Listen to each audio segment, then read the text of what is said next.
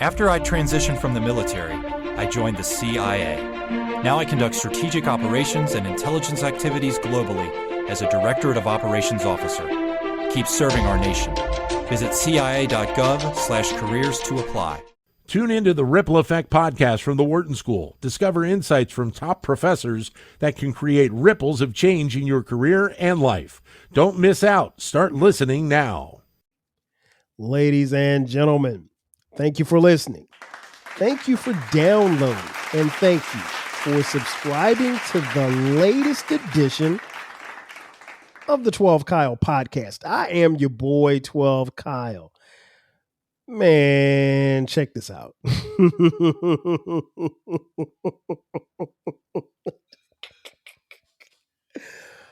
Oh, man, this is funny. So I want to share something with you, the listeners.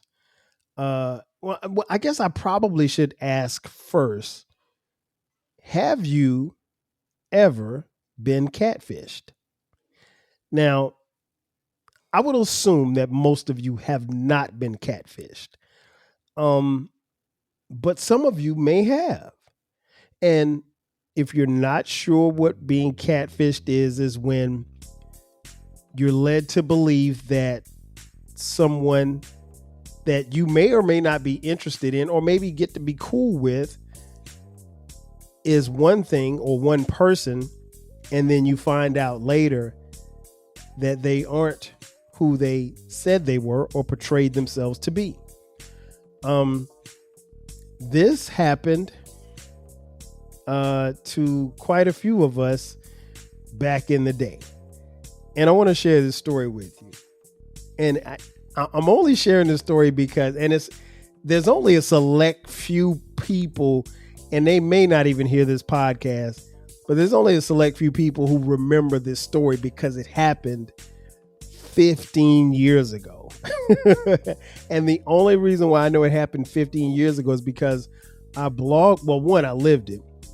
And two, I blogged about it. And as I'm looking at the blog is dated August 2nd, 2010. And at the time of this recording, we're in 2025. So yeah, it's been literally 15 years ago. All right. So, and this story is always funny anytime I tell it. Okay. So back in the day, when we were first getting introduced to the internet, a lot of people would spend a lot of time in chat rooms. I never really was a fan of chat rooms because I quickly learned that, unless you were in like maybe a hip hop chat room, and you couldn't even really say that definitively for hip hop chat rooms, anybody could be anybody. And I think what at least what I quickly learned is that online you could be whoever you want to be, because here's the thing. Nobody knows who you are if you're not using your real name, and if there's no pictures of you, there's no way to know who you truly are. Case in point, my boy, Eclectic. I remember, and he's gonna laugh when he hears this. I remember distinctly, Eclectic created a,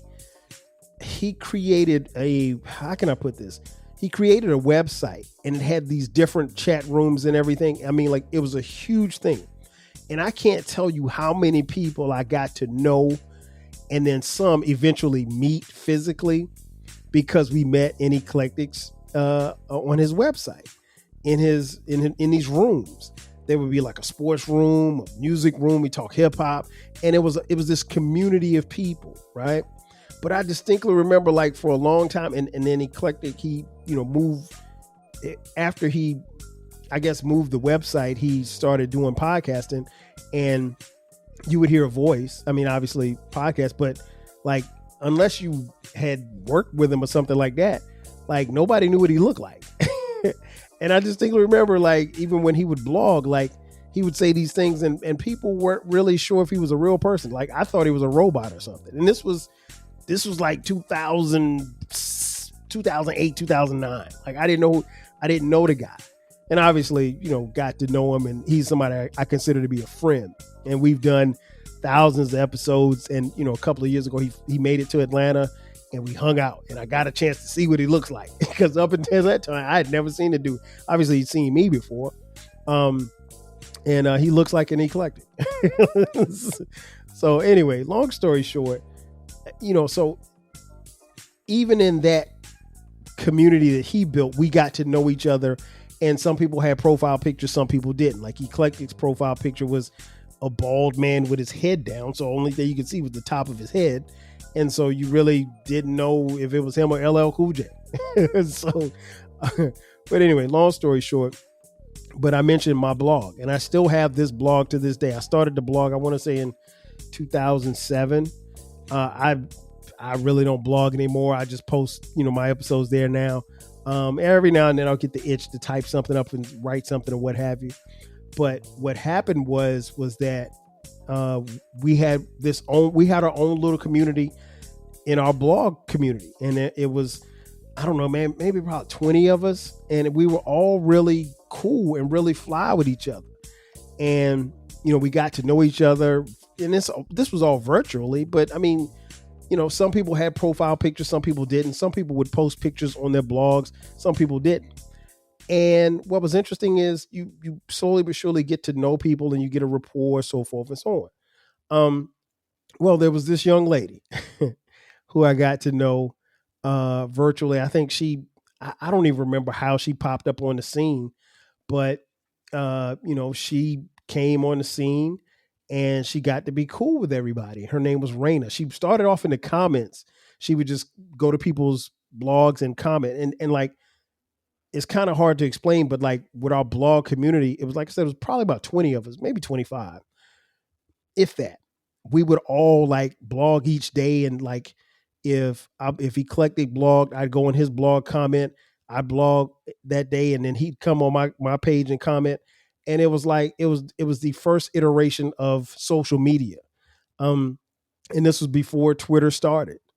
And what's interesting was like our blog community probably got destroyed because of Twitter, because we moved to something that was a whole lot faster as far as real time. Anyway, long story short, this young lady comes on the scene and she had this profile picture of this model and her name was Reina, Reina Song. That's what we used to call her. Her name was Reina Song. And she had a website, reinasong.com. And on her website, she would talk about, she was a big advocate for domestic violence. She spoke out very highly about domestic violence.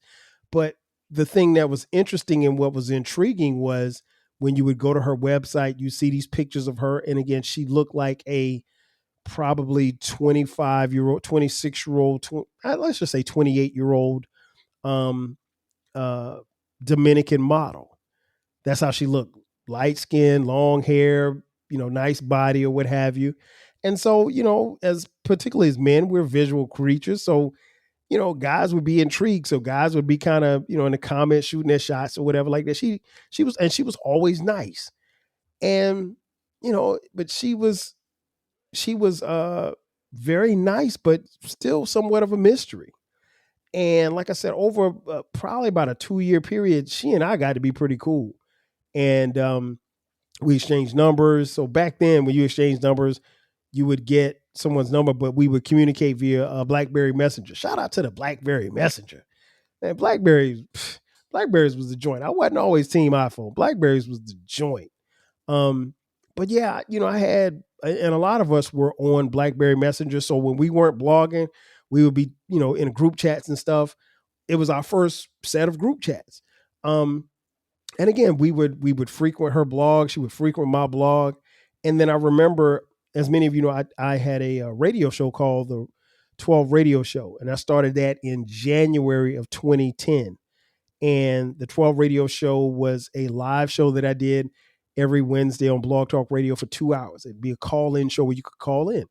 And so like, it wasn't until I think everybody, you know, like I said, Reina she wasn't dating anybody or anything like that. She wasn't trying to holler at anybody. She was very respectful. And, you know, all you could go off of was her pictures.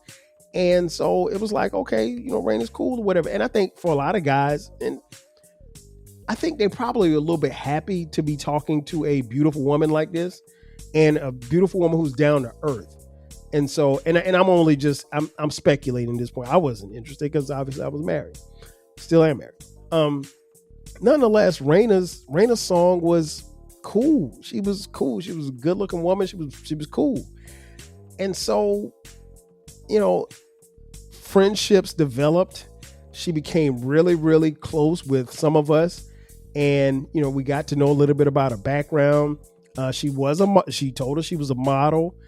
She would travel from time to time for photo shoots. She was from, I want to say she was originally from Kentucky, but she lived I think she lived in Minnesota. I think at the time, all of this stuff was going on. So, we're just gathering information, but nobody's tripping. Again, she's one of us. She's a part of the crew. And so, I think what happened was there were some people who wanted to get to know a little bit more about her. And so I distinctly remember I was doing something and I was getting ready for an episode of the 12 radio show. And she hit me up on BlackBerry Messenger. She was like, yo, when's the next time you're doing a show? And I was like, Wednesday. And she was like, well, I'd love to come on the show and, talk or whatever we could talk about, whatever. I think we might have talked about domestic violence. And so I was like, sure, cool. And like I said, she was cool. So again, nobody knows what she looks like. Nobody. And all we have are these pictures, and all of the pictures of her are on this website, and they are beautiful pictures. I mean, they're pictures of her, in the Bahamas. I'll put it like this. She was an IG model before there were IG models. So although it wasn't said, the community was always, intrigued. Didn't think that she wasn't who she said she was, but, just very intrigued about Reina Song. And so, time goes on. She did a couple of episodes on the 12 radio show. People called in and she talked about dating and relationships, and she was open and honest about her relationships, and she was single and so forth and so on, and yada, yada, yada. And so fast forward to that August, there was a guy I think that she was interested in and he was interested in as well. And his name was Wisdom. And so Wisdom, cool guy. He was a part of the community too. Cool guy, real down to earth. We saw pictures of him, his profile picture, and the whole nine. And I think his initial conversation with Reina's were just pretty on the surface or what have you. And then their conversations got a little bit deeper, and then I guess they wanted to take their conversations from the group chats to the BlackBerry Messenger to actual phone calls. And so I don't know what happened. I know one day I found out, well, here's the thing. She was black and Puerto Rican, but here's the thing. She sounded when we talked, and this kind of threw me off. When we talked on the 12 radio show, she had a Southern accent, and I mean like a deep Southern accent. She explained it that, her family was from Kentucky, and that's where she used to live. After I transitioned from the military, I joined the CIA. Now I conduct strategic operations and intelligence activities globally as a Directorate of Operations Officer. Keep serving our nation. Visit cia.gov/careers to apply. Hello, everyone. I'm Sergeant Major of the Army retired Dan Daly. And I'm Lieutenant General retired Leslie C. Smith. And we're the hosts of Army Matters. We bring you stories from the battlefields to the barracks to the boardrooms. We have stories of bravery, of leadership, friendship, family. Stories of how I kept Dan Daly out of trouble for all those years in the Pentagon. Follow or subscribe to Army Matters in your podcast app right now. My name's Mackenzie, and I started a GoFundMe for the adoptive mother of a nonverbal autistic child the mother had lost her job because she wasn't able to find adequate care for this autistic child. So she really needed some help with living expenses, paying some back bills. So I launched a GoFundMe to help support them during this crisis. And we raised about $10,000 within just a couple of months. I think that the surprising thing was by telling a clear story and just like really being very clear about what we needed, we had some really generous donations from people who were really moved by the situation that this family was struggling with. GoFundMe is the world's #1 fundraising platform trusted by over 200 million people. Start your GoFundMe today at GoFundMe.com. That's GoFundMe.com. GoFundMe.com. This podcast is supported by GoFundMe. So forth and so on. But I mean, Black, Puerto Rican, Dominican, that's how she looked. But she sounded like she was from, I don't know, Oakley, South Carolina. Shout out to Danny Foxworth. So yeah, that's how she sounded. And like I said, she co-hosted the show a couple of times. Personally, I considered Reina to be a friend. So lo and behold, as Wisdom is talking to Reina, I can only assume that their conversations started to get a little more heavier, what have you, like that. And I think what Reina didn't know was, if my memory serves me correctly, Wisdom had a background in law enforcement or something. So he had access to, information. I mean, like, and this was the early stages of Google. So it wasn't like you could just Google Reina Song and find out who she was. And I don't know, for whatever reason, I guess curiosity got the best of him. So he started digging because he got her real name. I never knew what I think I remember what her real name was. I mean, let me go back. I think she told me what her real name was, but I knew where's Reina, so I didn't care. And so, Wisdom starts digging because he's intrigued. And the way that the story was told, because Wisdom had a blog as well, he started doing some digging. And I think what made him dig even more was the fact that they had set up some time where they were going to get on camera together. Shout out to, old school cams. You get on put the little camera on top of your computer, what have you. And those were the early stages of that too. So technology really wasn't on your side to find out anything about somebody. And so, I don't know. For all I know, Reina could have been looking just like the woman in these pictures, or she could have been Biggie Smalls' twin. I don't know. And so, but she was supposed to get on camera with Wisdom. And each time that they set up a time to get on camera, something always happened. She had to go, or something, she flaked out or something. And so Wisdom started getting a little curious as to why, we make this plan to be on camera together and, you just disappear. I mean, she literally like ghosted him. And so he started doing some digging, and because he had access to certain information, I guess, Wisdom was able to find out that at the very least, the lady in the pictures was not the lady that we were talking to. And that was not her name. And we quickly found out that we were all catfished by this woman. Here we are thinking that she's our friend and that she's representing this person. She's against domestic violence, and she's this and she's that, and she's this beautiful Black Puerto Rican model. And now we find out that she ain't who she says she is. And so Wisdom reached out to her first and was like, hey, I need to know, this is, I can't even remember how it goes, and his website is no longer up. But, he wanted to find out what was the deal? What was her story? Who was she? And she did not want to come clean. And instead of coming clean at this point, because At this point, she doesn't know what he knows, but she does know that he knows that she ain't who she's been portraying to be. She's not the woman in these pictures. And before he lets us know, she cleans everything.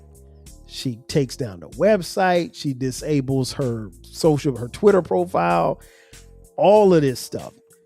The number it wasn't until I woke up one day, and because I always knew I had 68 friends on BlackBerry Messenger, and like I said, most of us were in this in this blog community, fellow bloggers, and I got a message, and one of the homies said, "Hey, did you read Wisdom's blog today?" And I was like, "No."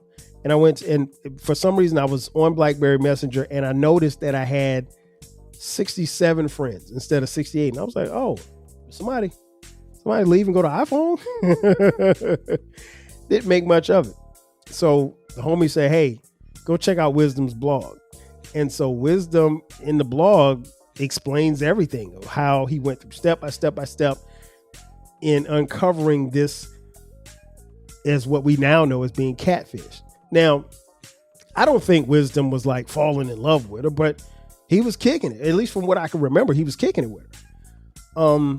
But he wasn't about to jump out the window, but he wanted to see what's up. I mean, I don't blame him. I mean, if I've talked to you on the phone for a couple of weeks, I mean, and we've been kicking it prior to this, I want to know, I want to see what's what. I want to see, how you look for real. Because the pictures she was a good looking woman. Again, think IG model. I mean, the picture that you see for the cover art, that's how she looked. Oh, that's the picture that was used. But yeah, so we were all catfish. And when I say we, because all of us became friends with her and we didn't know. And it was a surprise because at this point, again, it's 2010. None of us had ever heard the word catfish hadn't even been invented yet. That's how long ago it was. And so, she played it. And when I tell you she scrubbed everything, by the time Wisdom's blog post hit, she was no longer to be found. Phone number didn't work, or at least, I left a message because I called her. I was like, "Hey, what's up? Hit me up. I'll give you a chance to come on the podcast." Well, I didn't say podcast. I said, "I'll give you a chance to come on the radio station and explain what happened."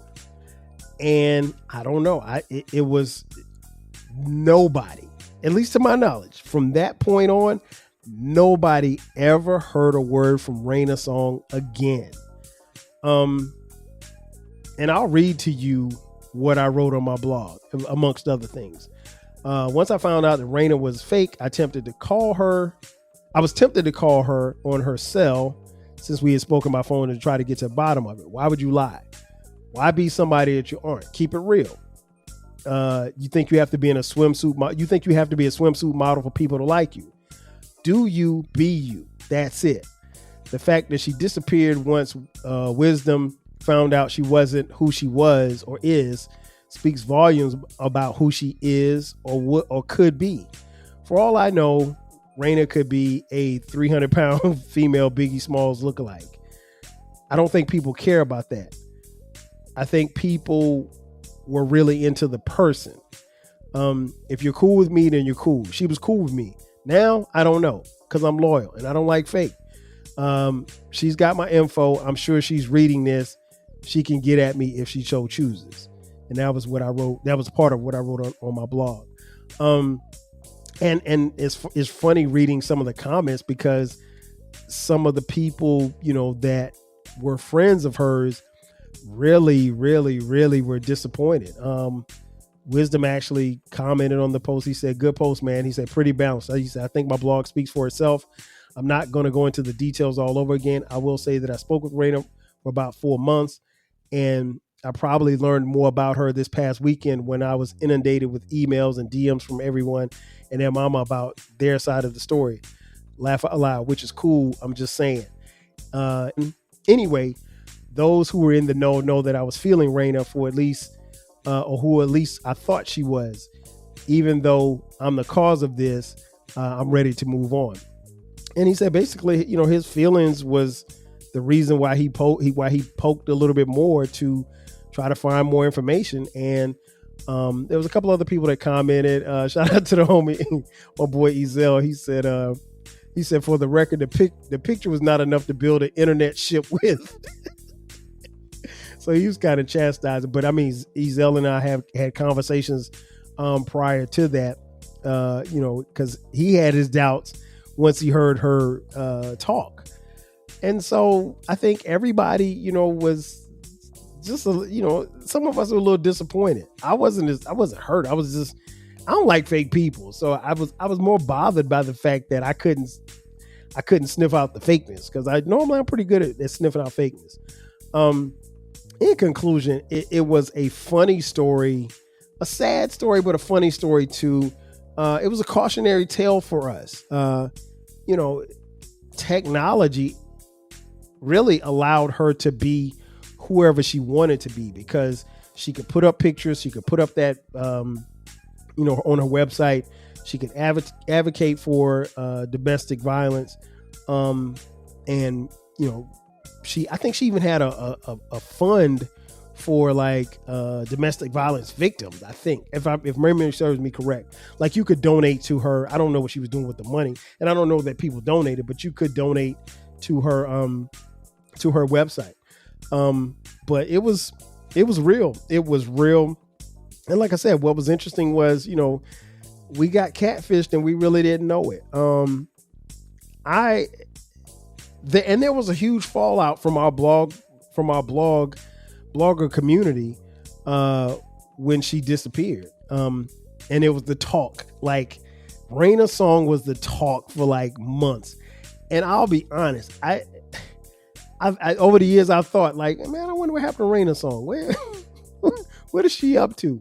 And then I thought about it, with social media now and the way things are, Reina Song really could be someone that listens to this podcast. She could be someone that follows me on social media. I don't know.